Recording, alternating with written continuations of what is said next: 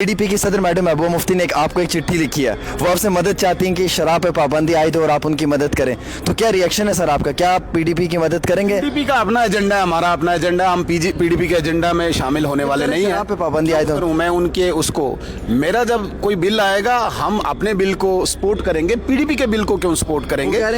हमारी इतनी अभी मसरूफियात है कि मैडम महबूबा जी तो बिल्कुल फ्री है, उनको ही चिट्ठियाँ लिखनी है, टोटल मतलब उन्हें कोई फुर्सत नहीं है।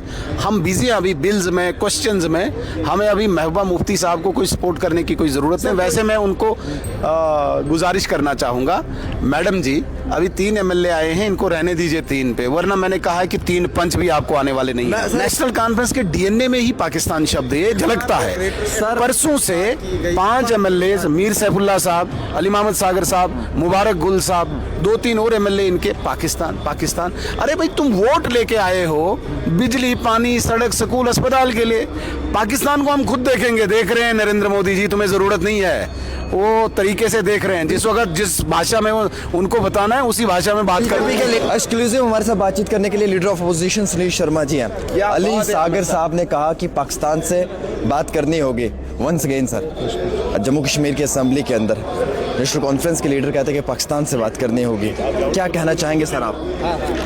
देखिए, अली मोहम्मद सागर साहब बहुत सीनियर आदमी है और बहुत एहतराम है मुझे उनके लिए, लेकिन एक एमएलए का एक दायरा होता है, एक हैसियत अपनी होती है। पाकिस्तान से बात करने की जो डोमेन है वो मिनिस्ट्री ऑफ एक्सटर्नल अफेयर्स का है और उनको पता है कब करनी है। हमें यहाँ से एडवोकेसी करनी नहीं चाहिए। कल किसी पंचायत का पंच भी बोलेगा, किसी सरपंच को भी बोलेंगे आप। भाई जो चुन के आए हैं यहाँ पे असेंबली में, हमें समझना चाहिए हम किसके लिए चुन के आए हैं। हमने लोगों को क्या बोला था तब? मैं तुम्हारी गली बनाऊंगा, मैं तुम्हारी सड़क बनाऊंगा, मैं तुम्हारा नलका लगाऊंगा, मैं तुम्हारा पोल लगाऊंगा। यहाँ आके मुझे पाकिस्तान याद आता है। बड़ी बदकिस्मती है अली मोहम्मद सागर साहब जैसे इतने सीनियर आदमी इस प्रकार की बातें करते हैं। Very unfortunate. मुझे बड़ी बदकिस्मती दिख रही है इस असेंबली की कि नेशनल कॉन्फ्रेंस के डीएनए में ही पाकिस्तान शब्द ये झलकता है। परसों से 5 एमएलए, मीर सैफुल्लाह साहब, अली मोहम्मद सागर साहब, मुबारक गुल साहब, 2-3 और एमएलए इनके पाकिस्तान। अरे भाई तुम वोट लेके आए हो बिजली, पानी, सड़क, स्कूल, अस्पताल के लिए। पाकिस्तान को हम खुद देखेंगे, देख रहे हैं नरेंद्र मोदी जी, तुम्हें जरूरत नहीं है। वो तरीके से देख रहे हैं, जिस वक्त जिस भाषा में उनको बताना है उसी भाषा में बात करने के लीडर। मैंने तो तुरंत जवाब दे दिया। इखवान, क्रिएशन ऑफ नेशनल कॉन्फ्रेंस, इखवान के साथ ज्वाइंट रैली करने वाले फारूक अब्दुल्ला साहब, कोका बरे साहब के साथ, अच्छा इखवान के जावेद शाह जो इनका कैंडिडेट था 2002 में, 2002 के चुनाव में सारा इखवान का काडर किसके लिए लड़ रहा था? नेशनल कॉन्फ्रेंस के लिए। सागर साहब को पता नहीं क्यों ये भूल गया सारा, इसीलिए मैंने याद दिलाया, प्रोसीडिंग में लाया। पीडीपी की सदर मैडम महबूबा मुफ्ती ने आपको एक चिट्ठी लिखी है। वो आपसे मदद चाहती हैं कि शराब पे पाबंदी आए तो और आप उनकी मदद करें। तो क्या रिएक्शन है सर आपका? क्या आप पीडीपी की मदद करेंगे? पीडीपी का अपना एजेंडा है, हमारा अपना एजेंडा। हम पीडीपी के एजेंडा में शामिल होने वाले नहीं हैं। शराब पे पाबंदी आए तो मैं उनके उसको मेरा जब कोई बिल आएगा हम अपने बिल को सपोर्ट करेंगे। पीडीपी के बिल को क्यों सपोर्ट करेंगे? हमारी इतनी अभी मसरूफियात है कि मैडम महबूबा जी तो बिल्कुल फ्री है, उनको ही चिट्ठियाँ लिखनी है, टोटल मतलब उन्हें कोई फुर्सत नहीं है। हम बिजी हैं अभी बिल्स में, क्वेश्चंस में। हमें अभी महबूबा मुफ्ती साहब को कोई सपोर्ट करने की कोई ज़रूरत नहीं। वैसे मैं उनको गुजारिश करना चाहूँगा, मैडम जी अभी 3 एमएलए आए हैं, इनको रहने दीजिए 3 पे, वरना मैंने कहा है कि 3 पंच भी आपको आने वाले नहीं है। सर एक आखिरी सवाल है।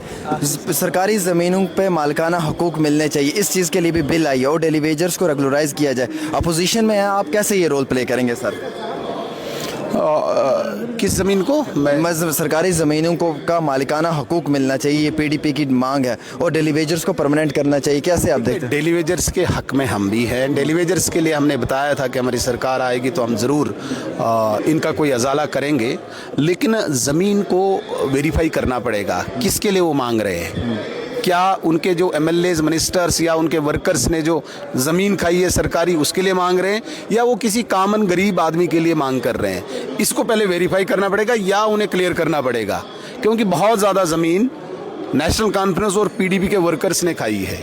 उसको हजम करने के लिए अगर ये बिल है तो हमें तो इस उमर साहब कहते हैं स्टेटहुड के बिना काम नहीं चलेगा, हम काम नहीं कर पाएंगे जब तक स्टेट नहीं उमर देंगे। साहब को आप कह दीजिए स्टेटहुड आएगा, लेकिन वो आपको मांगने की जरूरत नहीं। आप अपने कमरे में बैठिए, अपने ऑफिस में बैठिए, स्टेटहुड भारतीय जनता पार्टी लाएगी और देगी, आपको यहीं पे दे देगी।